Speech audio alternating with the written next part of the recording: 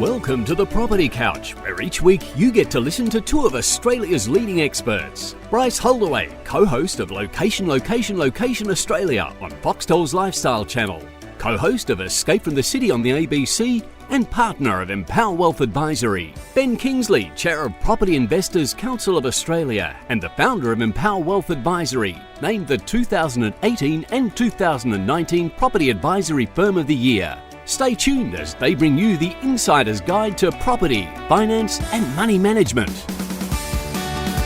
All right, folks, welcome back to the summer series of the Property Couch. And Ben, welcome back to you as well. Thanks, mate. Thanks for having me back.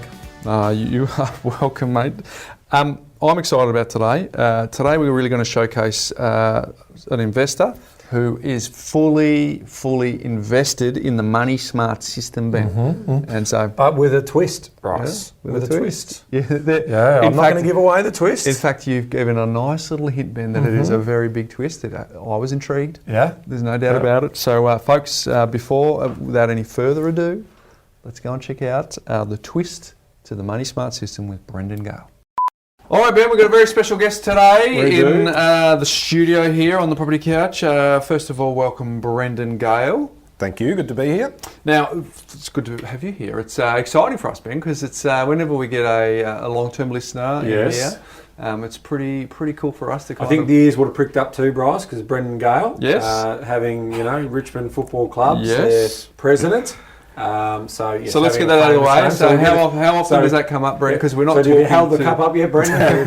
Why didn't you bring the cup in? I have not. I'm a mad Essendon man, not Richmond. So it's a different Brendan Gale. It is a different one. It comes up quite frequently. I get the Ben Kingsley. Weekly, monthly? Or probably fortnightly, I would say. There's a disappointed face when I walk into the room. They realise I'm not the Brendan Gale. But it opens doors though, right? It does. Can you leave a message? Who is it? It's Brendan Gale. Hey, Brendan Gale just called you. Can you return his call? Well, for those folks listening to this, Ben, there is an opportunity to go to makemoneysimpleagain.com.au. They can download our book, and on the very back page, a lovely little testimonial. Would you like to read it? Brendan Gale. Well, we should sort of set it up, Ben, isn't it? Right. Yes, good your idea. Money SMARTS system has given me control over my money and allowed me to plan and pay for my dream wedding. Wait for this, Ben. Whereabouts? In the Greek islands. So we are going to unpack that. But very good. Mate, now that we've got the namesake stuff out of the way, thanks for coming on, because I think there's a real opportunity for our listeners to learn sort of the before and after for Money SMARTS for you. So tell us what life was like before Money SMARTS. Life before Money SMARTS. Well, I adopted it sort of mid to late 20s, I would say. Yep. So before that would probably be pretty typical male mid-20s type of thing. It was paycheck to paycheck. Yep. When the bill would come in, there's a fortnight of no fun essentially because you haven't provisioned for it, spending too much money on going out and cars and things along those lines. So yeah, very much fortnight to fortnight before Money SMARTS. Let's go a little bit further back then. What was money like in your household when you were growing up? What were the lessons and what were the observations? Good lessons. I was quite lucky growing up. My parents were both teachers, and they were very big on, if we've got our money in property, then we're not going to go and spend it. So they treated my place where I grew up very much like a forced savings type of thing. Love it. My mum did some investing in property as well, things like that. So growing up, we certainly didn't go without. I had a fantastic childhood, but there wasn't any sort of ludicrous spending and things like that. It was, it was very closely managed. So summarise, comfortable with opportunity, and have your parents bared the fruit of that now? Are they enjoying the fruits of all of that labour and the delayed gratification that we keep talking about? Indeed they are. Indeed they are, yeah. Fantastic. Yeah. Okay. So when did you stumble across the podcast? It would have been a fair few years ago now. Coming up to our 5th year. I remember I caught it at around episode 30, I think, because I remember just before that, pre-Money SMARTS, of course, I was sort of searching around trying to understand better ways to manage money. So it wasn't a property story, it was a money story for you back then? It was initially a money story. Okay, interesting. My mum had given me the Barefoot Investors book years earlier for Christmas or something like that, and I was thinking, what am I going to do with this thing? But I went away on a holiday, had the book with me, just threw it in. and decided, I think I'd got up one morning, earlier than everybody else, and thought, I'll just start having a bit of a flick through it. And there were some things in there that sort of really resonated around mindset and putting money into different things and all that. Organised, organised. There was just a couple of things in there that probably wouldn't work so much for me, or things that I went and investigated a little bit further, particularly around sort of the bias towards shares as opposed to property. Yep. Just because of my upbringing, I'd seen our family home significantly increase in value, and some other family as well. So I decided that would be the avenue. So that's when I started Googling, trying to see what's out there, reading everything I could get my hands on, and that's where I stumbled across the podcast. Beautiful. So you're looking for a money story, but you end up on a property couch. So there's clearly that was it around, I want to clean up the money story so I could buy a property, or was it just a sort of a what's the word? Yeah, well, what's on serendipitous episode moment? 30? Was it maybe we talked about Money Smarts on episode 30, or was it early on that we were talking about it, in its infancy? Yeah, it was. Initially, it was probably just cleaning up the money. Yep. Like I said, sort of fortnight to fortnight bills would come in and sort of flatten you out. Yep. So it was very much around that. But what I had looked into and what I had read was very manual budgeting. Yeah. And I know that's just not how I operate. I just knew it wouldn't work for me. Yep. I need to set something up so it's essentially on autopilot, and I'm protected from myself, essentially. So going into money. I was going to say, how many accounts did you have when you were living paycheck to paycheck? Like, had you set up, usually the classic was the ING online saver or something like that. Did you have multiple accounts? Were you running multiple banks? I wasn't. No, Okay. It was initially, it was just all going into a Commonwealth account. Yep. And I didn't know what fees I was paying or anything like that. Yep. For all I know, it could have been my Dollarmine account that was still rolling. Very cool. So when I saw the fees and all that type of thing on that, when I did the review, I was like, oh goodness me. Yeah, so that's when I started splitting accounts out for different purposes and all that type of thing. Yeah, there was a lot of slippage, So you were going from paycheck to paycheck. If a bill came in and it said, I hadn't provisioned for that, so I better take it easy for the next fortnight. But it sounds like that was okay for you. It was rolling. What was the clearly there's a backstory with your parents, and money story was good. But what was the pivot that said, well, I'm doing okay. I don't seem to be in too much financial pain here, but I actually want to make a bit of a change. Well, can you take us to that sort of part of the experience for you? Yeah, I just think it was just the short-term nature of it, just the anxiety of it, really. Like I said, when I first started sort of getting control and trying out a couple of things, how can I move my money around to have better control? Yep. It was more just around that money side of things. I remember there was a couple of specific instances, sort of going to the fuel station and putting $4 worth of fuel in because that's all you had. I can't get $20 out of the ATM because there's $21 in there and you can't afford the fee. So there was a couple of things in there that I'm sure we've all sort of encountered early 20s. Yep. So I was like, no, I just want to get a good wrangle on this one. Yeah. Now, for our new listeners to the podcast, before we actually written the book, because we saw your testimonial on our socials, we had a little free download on the homepage there, and that was the instruction manual was what I was about 6 pages, 7 pages long or whatever, a very, very short summary.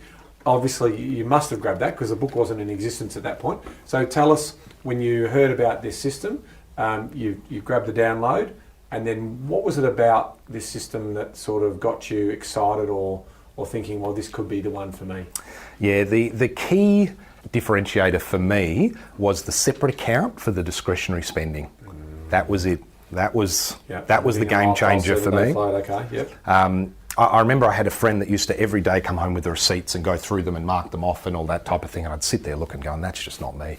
So when it was kind of explained in such a way that you could have your money in, at that point, a high savings account, and just having that money that just going across into your discretionary spending so you can't consciously overspend, which I know that you say frequently, that was the big one for me. Yep. Seeing that and going, wow, I can essentially autopilot this and know that I'm still looking after my finances. Fantastic. Take us to the training wheels period, right? So you've downloaded this sheet, you've seen it's an opportunity. What were some of the stumbling points for you? Because clearly it's working for you now.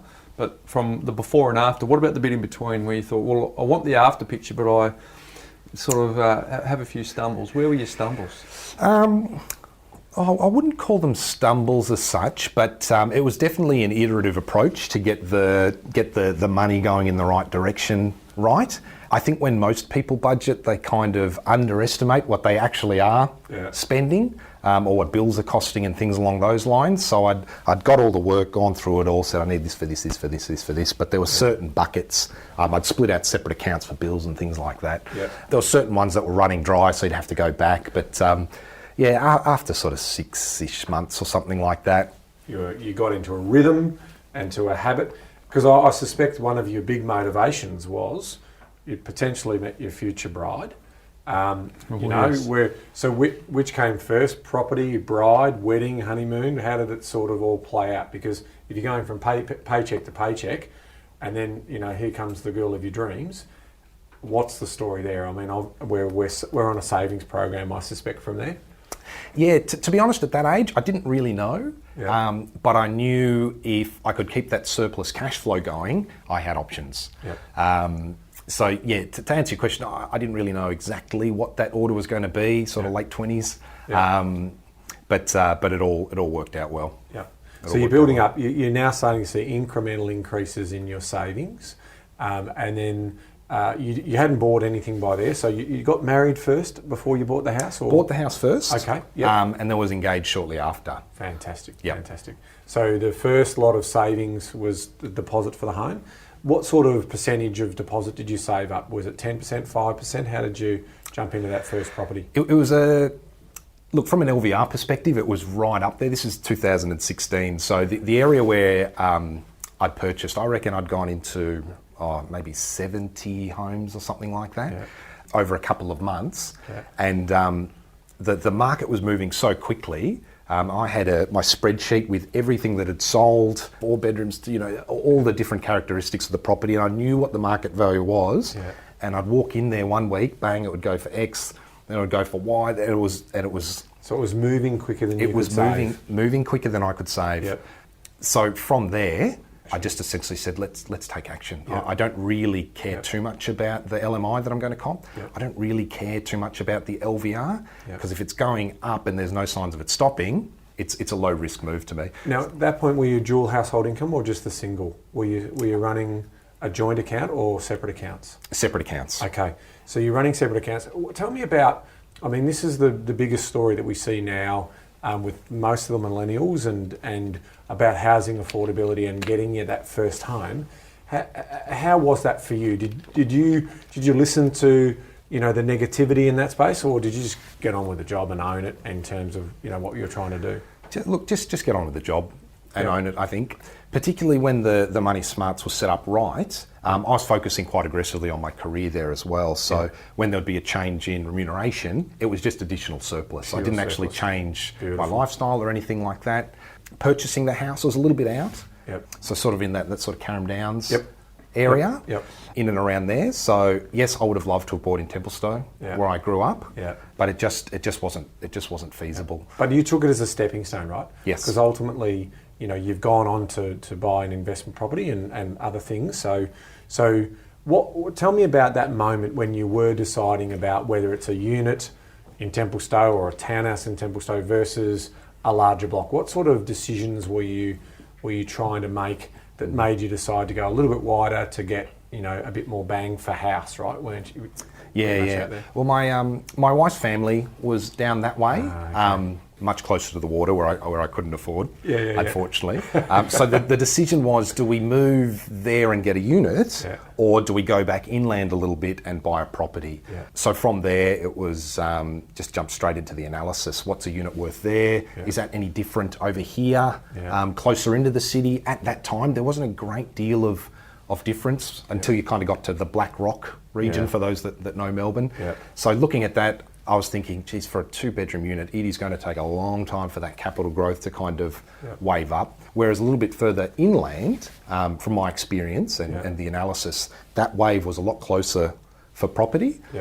So we just made the decision, we'll live 10 minutes further in, but we think that we'll get better capital growth. So it's a growth story. So you weren't worried about being in a smaller block or a smaller dwelling. It was more around the growth analysis that you did. Yeah, at that time, if it made sense, because both were fine from a lifestyle perspective. So it was just around, it doesn't make sense from a financial perspective. Brilliant. Hey, you implement Money Smarts prior to being married. you're fully on board, but then one becomes two, right? So how did the transition of money stories go with you and your wife? What was her backstory? Was it similar to yours? Was there any friction points? And how did it go? Sort of, you're both going on board with a system that was essentially you saying, "Hey, look, this works for me." Did it work for your wife? Yeah, I'm not too sure how much this is going to be able to help the listeners, because I have a very, or we, I should say, have a very unorthodox way of managing our money. I don't know if this will trigger a memory for you, Ben. Yeah, actually, 3 or 4 I was years starting ago. to remember, yeah, because I remember you leaning back in the chair. I challenged you on this, didn't I? You did. But it didn't take. It didn't take. So my wife and I, we live financially almost completely separated. So in our household, we'll have essentially different drawers in the fridge with our different food on it. Yeah. So she'll have her milk, I'll have my milk. There's a few things like, you know, the toilet paper and things like that. If you're nipping out, can you get some of them, or some paper towels and all that type of thing. But yeah, when it comes to day-to-day management, it's completely separated to the point where we will have 2 jars of the same jam. One is hers, one is mine. Okay. Wow. So can you? And that's totally fine, right? It's just a different approach. So. What are the pros and the cons of that approach? What are the benefits for you both, and what would be some of the times where you think this approach might be better merged, as Ben was trying to challenge you? Well, and we wrote it in the book, didn't we, Bryce? It's because there's usually efficiencies in pooling your money, because you have to manage yours and she has to manage hers. So, I'm actually fascinated. It's good, right? Yeah. Because it also says that it can still work even if you do want to run on different paths. Well, 2 things. One, my question, and then 2, does she adopt her own separate, unique system, or is there some similarities? I could almost guarantee you it's separate. It wouldn't be the same system. Well, it's definitely separate. We know that, but different, right? Yeah, different. Same system. Same system. Well, that's same system. So let me explain how we crack this nut. There we go. It wasn't the easiest thing in the world, but one of the beautiful things about my wife, she's like me, she's very logistical. It's all about how can we make this work and all that type of thing. So we sorted it out. Essentially, how it worked is our principal place of residence, we've got loan splits on that. And at the time they were fixed, but they'd come off their fixed term. So how we operate is we have 2 offset accounts, one on sort of the bigger split, and then one on the smaller split, which is still perfectly fine. And we run Money SMARTS separately, but together. So all the money goes into those 2 offsets, obviously against the same loan. And then the money just comes out into what we call our fun accounts, the discretionary spend. Got it. So, because I'm fascinated, right? I'm going to ask some questions, right? And you just put your hand up where I'm delving too deep, right? But if you're in alignment and the principles are the same, and your life agenda is going in the right direction, I'm just a Perth boy. I'm a simple guy, uncultured, right? So just trying to understand if there's no friction in the approach. My first question is, well, where's the benefit of staying separate? But there is one, clearly, which I'm missing. Well, for us, because we've, like I said, we talked about this at length, particularly when we had our first son, who's 3 months old now, which complicates things again. But we haven't quite worked through all that, so I won't be as confident in answering those questions. I guess the question is, why wouldn't we keep it going the way that it currently is? Because I think about, with most things in life, I think about what's the upside and the downside. So if we were to merge everything together, we don't get, it's not additional money sitting off the loan, so there's no potential upside. But the downside, which I think is more specifically your question, why do we keep them separate? I think the main one is waking up on the Sunday morning, opening up the fridge and there's no milk there and you haven't drank the last of the milk and you go berserk. Now it's your fault. It's my fault. Total accountability. It's total accountability. Now, I'm not going to ask Brendan this question, because obviously your beautiful wife isn't here to say what her legacy story is, but I can share with listeners some examples of why that happens, right?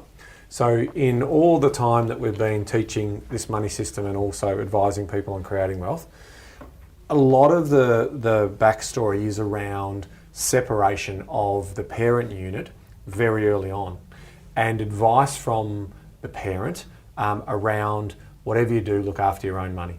Keep track of your own money, because they've had a bad experience where, you know, in their upbringing, their parents have divorced or separated, and one's left with less than the other, and they were always trusting of someone else. So a lot of the evidence suggests that usually some of that back, and again, this is completely different.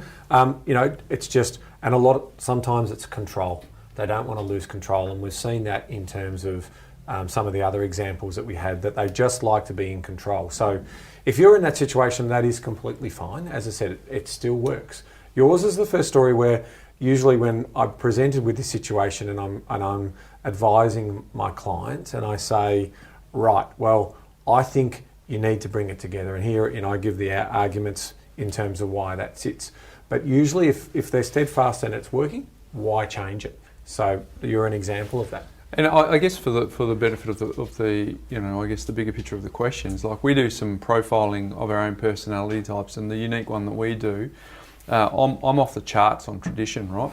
And but it actually gets me in trouble. I've actually accidentally said some things on the podcast over 250 episodes, which comes from a traditional mindset, which some people who have an alternate view often don't appreciate my approach, Ben. But it's coming from a, you know, it's coming from, like, I'm inclusive and I'm just genuinely intrigued by that. So and it's clearly working for you. And as you say, you've got a few things to navigate with your 3-year-old. And how did you pitch the idea of Money Smart to her? Because obviously she's adopted it. Did she listen to the podcast, or did you just teach her, hey, this is a good way of doing it? You've got this living and lifestyle, and was it as simple as that? And that's when she said, all right, well, my system sort of did that for me anyway, so it's not a big move. Or tell us that little backstory. Yeah, I think I was the one that was sort of more financially minded out of the relationship. Yep. But Marrissa was pretty quick to adopt when she saw the benefits of it and all that type of thing. And the fact that you don't have to sit there with your calculator and your notepad out every weekend going through your finances. Yeah, she got on board relatively quickly. Yeah. So it wasn't a problem. So that's usually what's going to happen. There's usually in a household, you're normally going to have one person who is the primary organiser of the money, and the secondary person still keeps an interest in it, but basically that's usually how it works. So that's where, you know, we're trying to educate. The movement we're trying to do is to get everyone aware of the fundamentals, the financial literacy that you need to understand how to organise your money and then control it, and then basically thrive from that story. So that's a really good story. We've never had something like that on the podcast before. So it's really bizarre, yeah, it's good. Hey Brendan, someone's just listened to this podcast, and they're not like you. They didn't start at episode 30. They only started 3 episodes ago or 6 episodes ago. How would you summarise Money Smarts to them if you were sharing a drink and saying, I think you should adopt this approach? How would you summarise it? The summary that I would probably provide, I'd probably go for the point that sold me around, it's essentially a system, which means you can't consciously overspend. So you're moving towards your goals with minimal effort. Yep. That's how I would explain it to them. You can't spend money you don't have. Like our grandparents couldn't. You know, they didn't have the luxury of credit.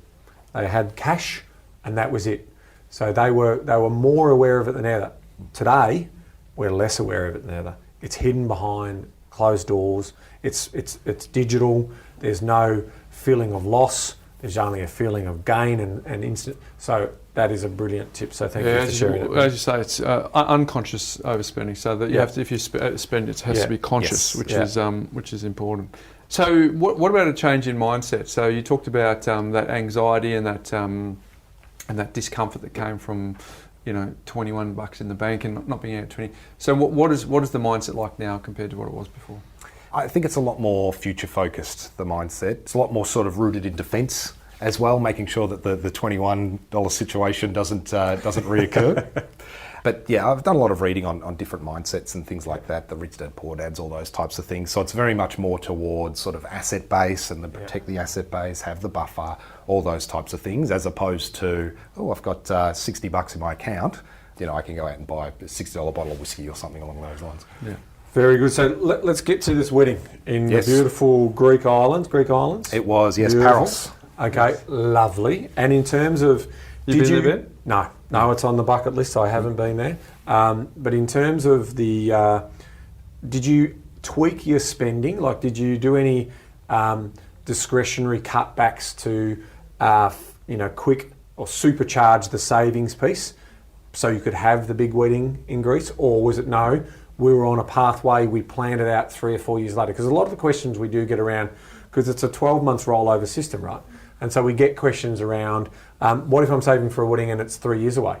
And so how do I provision for that? And I said, well, it's pretty simple, really. Every bit of surplus that you're catching inside the account is what you're provisioning, because it's just building up in the offset or building up in a high interest account. Some people have decided to provision it in terms of make a little record of it and set up a second account to park that money. I don't agree with that. It's just extra work. You don't need it. You don't need the extra statement. But that's the sort of stuff. So what did you do? Did you have to tweak a little bit harder to make it more memorable and spend a little bit more, or were you just on a pathway where you planned it out? Yeah, more the latter. Because we'd been running the money smarts for a while, the money was sort of there. Yeah. But after saying that, when you start seeing, because we spoke to a wedding planner, over there you have to go through a wedding planner. The locals won't deal with unless you have a planner. Yeah. So I spoke to them and say, send me 3 budgets. Yeah. I want your sort of your minimum one, your average one, and then your outrageous one that you've done for previous clients. Very sensitive information, of course. Send it through, so then we can kind of pick from here and there and all that, and we can get a bit of an understanding. So look, it was a little bit more than what I had initially had in my head, which probably isn't going to be a surprise to many people. Everyone can put their hand up with their wedding and honeymoon spend. Yep. No, I'm the opposite. Was yours cheaper? We went over to Fiji. We got married destination in Fiji, and because the island that we were on, the resort was new. Yeah. Because we brought such a big group along, they were stoked with that. So the wedding reception and the drinks bill was like ridiculously cheap as a result of the rule. Greek Islands has been a bit more mature as a location than what the Fiji island was at the time, but I can say I'm the opposite. Well, yeah. No, I overspent. I definitely overspent. Yeah, there's a lot of us who have. So sort of getting that idea, because then we could say, all right, lock this one in. And we still needed to save a little bit more, so it was just a case of what's in the offset, what do we need. I'm quite a visual person, so I had it up on the whiteboard as well, said, all right, each page, this is sort of where we need to be tracking. Then I encountered a little thing called VAT tax. So the bills, the quotes that we had got were exclusive of VAT. Not inclusive. So and what percentage are we talking? 24%. Oh! 24% on top of a wedding. On top of a wedding. So into the buffer. Into the buffer. But at that stage, you're that pot committed and you're excited. You're like, this is why we have these types of systems, so that we can do this. And of course, the family around weddings were quite generous as well, so there was some assistance there too. Because we'd linked onto the back of that 5-week European tour as well. Wedding, there we go, beautiful. So the buffer got hit a little bit there, but that's exactly what it's there for. Very good. So I guess now that you've set it up, you've got this amazing wedding. You've learned a little bit about the international tax system. Now we go forward. What's the point now? What's the vision? What are you both walking towards? And to describe as much as you can. But what sort of passive income goals and what's the plan from here? Yeah, the plan was to kind of get back and sort of get a wriggle on with the investment side of things. Yep. I'd been keen to get into the market again, but obviously with the wedding, that was the priority, so I got that out of the way. We know what you mean. Yeah. We know what you mean. Beautiful time of my entire life. That's just man talk. Yeah, I put my foot in my mouth like that. We know what you mean. Beautiful experience. So when we got back, it was like, all right, let's move on to the future plans, the family, the investment property. Yep. So we got back and kind of hit the ground running pretty quickly with that stuff as well. And do you roughly know what's your number in regards to how many properties and by when? Have you sort of done any modelling and planning around that? Yeah, I have. It is 4 properties, including the principal place of residence. Okay, great. That's including a renovation on that one too. Yep. For 100,000.